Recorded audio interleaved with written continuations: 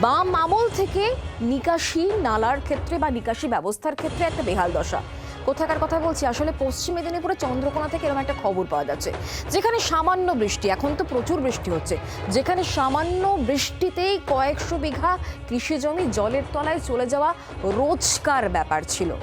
আমন ধান চাষে ব্যাপক ক্ষয়ক্ষতির মুখে চন্দ্রকোনা ২ নম্বর ব্লকের বসনছোড়া পঞ্চায়েতের নারুয়া সহ ১৬টি মৌজার কৃষকেরা তারা প্রবল সমস্যায় পড়েছেন।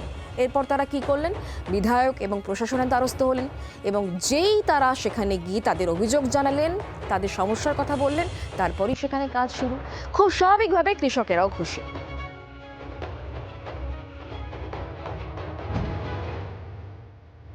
লাল সবুজ রাজনীতির জাঁতাকলে আক্ষরিক অর্থেই এতদিন জলে পড়েছিলেন চন্দ্রকোনার কৃষকরা। নিকাশি ব্যবস্থা না থাকায় প্রায় ২০০০ বিঘে জমি বর্তমানে জলের তলায়। কৃষকদের অভিযোগ, বাম আমলে খালে একটি স্লুইস গেট তৈরি হলেও পরে আর সংস্কার করা হয়নি, ফলে খালের জল নিকাশির পথ বন্ধ হয়ে যায়। একাধিকবার প্রশাসনের কাছে গিয়েও কোনো লাভ হয়নি। সিকিমের আমল থেকে বেড়ে দেওয়ার ফলে এখানে ওই জল নিকাশিটা বন্ধ হয়ে যায়। তার ফলে ১৪খানা মৌজার জমি এই জলের তলায়। তৃণমূল সরকার যখন ১১ সালে ক্ষমতায় আসে তখন একবার বলেছিল এখানে গেট হবে বলে, সব মাটি পরীক্ষা করেছিল।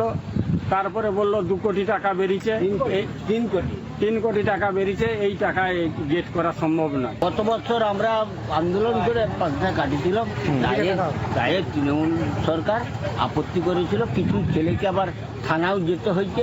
অতএব আমরা আজ দীর্ঘ ৫০ বছর কোনো ফসল পাইনি, নতুন করে কাজ হবে বলে আশ্বাস দিয়েছে বিডিও সাহেব। আজকে স্টার্ট হয়েছে, কতদূর কি এলাকা জানিনি। দুই আমলেই শুধু চাষের ক্ষতি আর কৃষকের হাহাকার বারবার সামনে এসেছে। এবার রাজ্যে পালাবদল ঘটেছে, একাধিক উন্নয়নমূলক কাজ শুরু হয়েছে বাংলায়।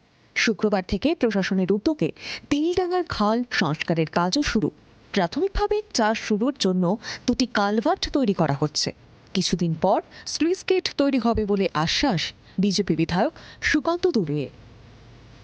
এখন প্রাথমিকভাবে দুখানা কালভার্ট নির্মাণ করে সেই জেসিবির মাধ্যমে কেটে দিয়ে জল নিকাশির ব্যবস্থা করা হয়েছে এবং এটা তো পার্মানেন্ট সলিউশন নয়। আগামী দিন ওইখানে সুইচ গেট, বাম আমলে একটা সুইচ গেট ছিল ওখানে, কিন্তু সেই বাম আমলেই নষ্ট হয়ে গেছিল, তারপর আর কেউ কিছু নজর দেয়নি।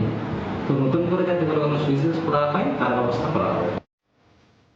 বাম আমল থেকে তৈরি হওয়া সংকট মিটতে লাগলো ৫০ বছর। কৃষকদের এই দুর্দশার জন্য দায়ী বিগত ২ আমলের ভুল নীতি। এবার তৈরি হবে স্লুইস গেট। প্রশাসনের উদ্যোগে স্বস্তি ফিরছে চন্দ্রকোনার বাসিন্দা থেকে কৃষকদের।